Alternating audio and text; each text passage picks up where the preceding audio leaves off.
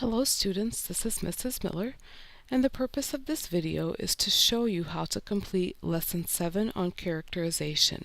Now, if you want to watch the YouTube video on Little Red Riding Hood before you begin, that is perfectly fine. I put that link in our online classroom. I use the characters from Little Red Riding Hood to complete my assignment. So I want to show you what the final product is going to look like. Okay.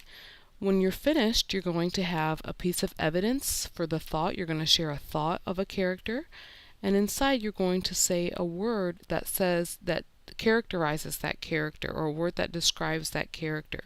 So on this example, I'm using the wolf.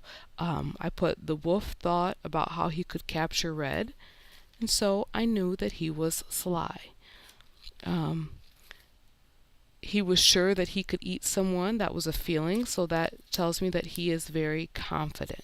Okay, now I'm going to move this to the side, and I've already started mine, but I do want to tell you that you'll need to take this page here and cut out each of your pieces. At the top of your notebook, you're going to want to write characterization. And our objective is I can analyze a character to determine his or her traits. Okay, let me read it again. I can analyze a character to determine his or her traits. You can push pause on the video if you need some time to finish writing that. Okay, I'm going to put the name of my character, and my character is Red from Little Red Riding Hood. And I already started filling in some of my information just so I could show you how it's supposed to be done. Okay, so I put something that Red said was, "Granny, what big eyes you have." And when I lift up the flap here, I know that Red was concerned about her Granny. That's why she commented on her eyes, because Granny looked a little different than she normally did. For choices, I put chose to talk to a stranger. She even went so far as to tell the stranger where she was going. That's not too smart, but that shows that she's very naive and very trusting. Okay, I would like to show you for feelings.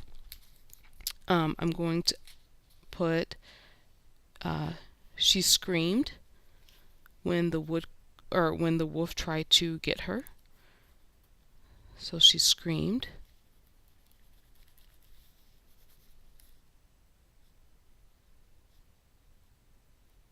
When the wolf tried to get her. And that tells me that she was scared. She felt scared. Okay. For her actions, something she did was she took her Granny a cake. So I'm going to write that on my foot here for actions. Took Granny a cake. And that tells me that she's very kind. She's very kind. So I'm going to write the word kind on the foot. And then I'm going to take a dab of glue. And I'm going to glue it on. Just a little tiny bit of glue is all I need. Of course, if you have your glue stick, you can use that. If you need to use tape, you can use that as well. Okay, and for thoughts, I see that I need to cut out a thought bubble, so I'm just going to cut around here.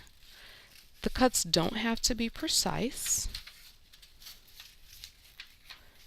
It just has to be able to fit over the main part.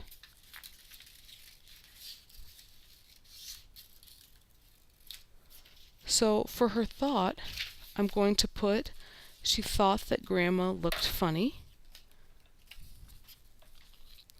So I'll write that right here. Thought Grandma, or thought Granny looked strange.